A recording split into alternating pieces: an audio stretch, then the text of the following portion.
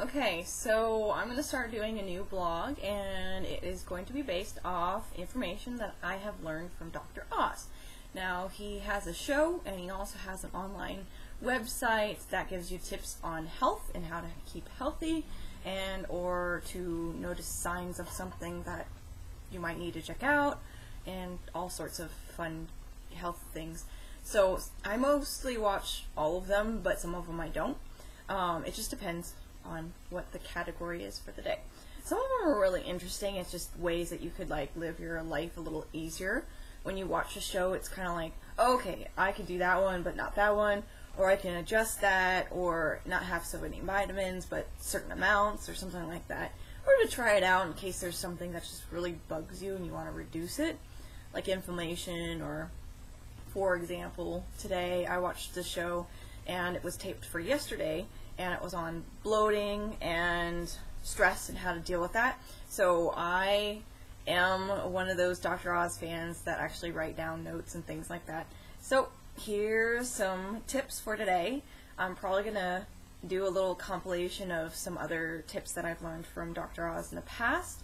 And yeah, so here's today's stress and belly bloating, which I know a lot of women have to deal with, and I tend to be that way too.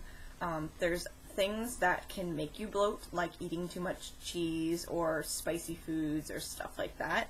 As much as we love it, because I'm a cheeseaholic, thank you very much, it's not always the best to eat too much, but sometimes you eat just a little and it can affect you and still make you bloat. Yeah, so in my case that would be cheese, and then also I have a bit of an allergy to gluten, and so I end up bloating because of that too, so that's not fun. Alright, so stress.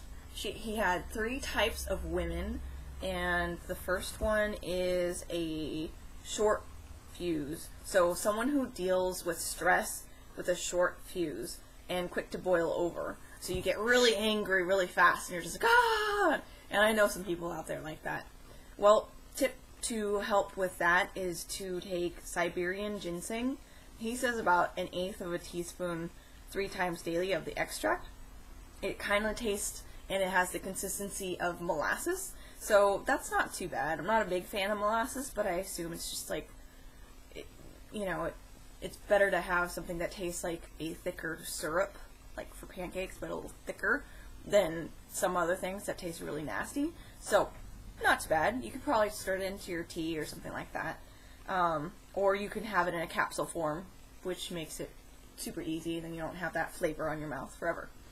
The second one is someone who stresses out and simmers all day. So they have stress that keeps going all day, little by little, and you just kind of like, yeah. So he suggests for that vitamin C. Now, vitamin C is great for colds or preventing colds, but I guess apparently it's good for these types of people who stress that way. So, not bad.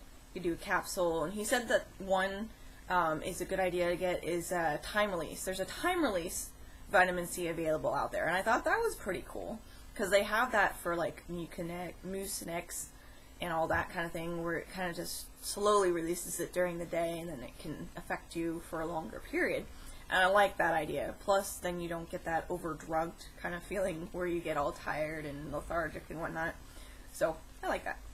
And someone who buries their stress, like holds it in, is like, oh, I'm so stressed, but they don't want to show anybody. Say, for example, you have kids and you have this bad news that someone lost a job, and you really don't want to share that with your kids to stress them out, so you keep it in, that kind of thing. So for people like that, they suggest passion flower.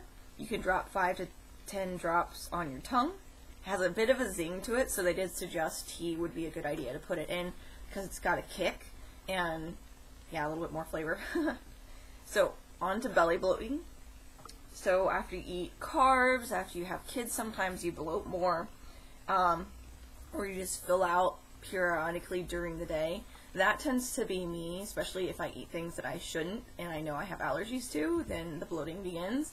I can't help it. I like lots of foods, and it's hard to avoid certain ones just because I'm allergic to it. Makes it hard on me later, but oh well, I have to deal with it. Anyhow, And then painful gas. Yeah. So something he suggests is something you might be aware of or might not.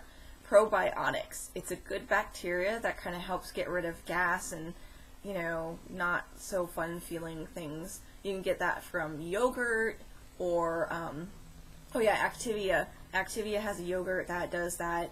If you look for something that labels live, active, probiotic cultures, that should help.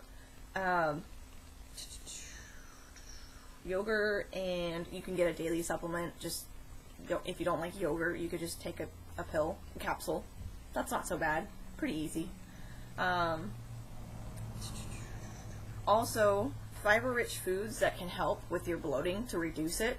It would be green peas, brown rice, whole wheat pasta, and raspberries. He said that raspberries in that category had the most fiber. I was actually kind of surprised. I was like, really? Because I guess I don't think of fruit and fiber combined, but it works. So why not? Alright, so that was my first installment of Dr. Oz, and I will have more later. So until then, bye.